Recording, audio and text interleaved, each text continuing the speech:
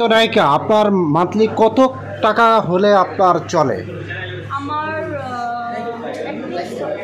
5 লাখ তো আমার খরচে আছে। আচ্ছা, আমার বেবি প্লাস হচ্ছে আমার হাজব্যান্ড, আমার গাড়ি বাড়ি নিজের মেইনটেনেন্স 4 থেকে 5 লাখ টাকা আমার খরচ। নিজের কাজ ছাড়া অন্য কোনো আর্টিস্টের কাজ আপনার পছন্দ আছে কি?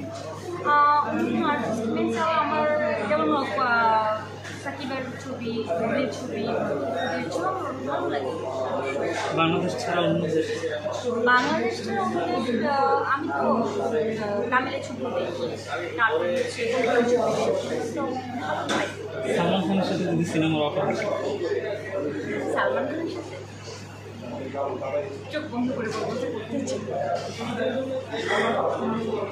একটু জানতে চাই যে 4-5 লাখ টাকা মাসে খরচ যদি হয় আপনার, আর ইনকাম কত হয় মাসে? আসলে 4-5 লাখ টাকা যদি খরচ হয় আমাকে অ্যাটলিস্ট তো আমাদের মান্থলি 8 থেকে 10 লাখ টাকা সেভিংস করতে হবে। তারপর খরচ হয়। যদি কোনো পরিচালক আপনার এই মুহূর্তে জায়েদ খানের সাথে সিনেমা করতে বলা হয়, ঠিক করবেন? জায়েদের সাথে অলরেডি করেছি।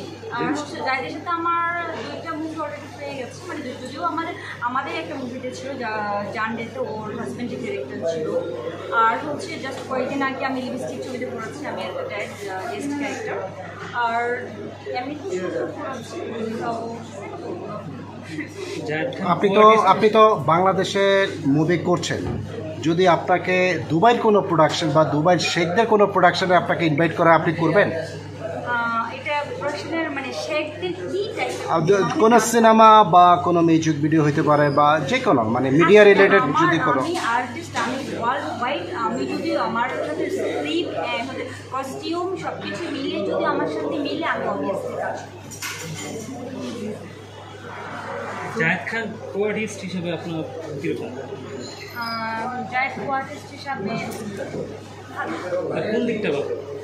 ডিগবাজি খায় এটা? ও শিট, ডিগবাজি এটা তো ও কীভাবে ডিগবাজি খেয়েছে সেটা ও পারে।